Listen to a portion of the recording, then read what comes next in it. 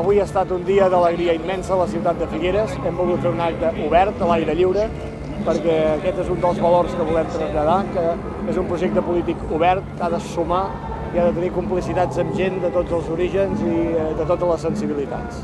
Molt contents de fer possible que des de Girona contribuïm a fer l'Artur i el canvi possible.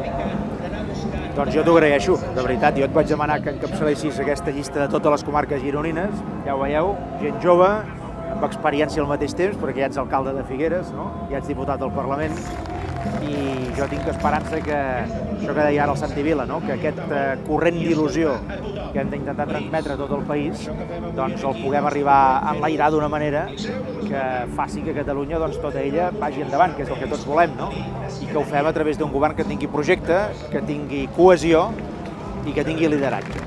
I per això demanem el canvi, no? Perquè hi hagi un projecte en positiu que tregui el país d'aquesta grisor i d'aquesta mediocritat i que també il·lusioni la gent a posar-hi el seu gra de sorra.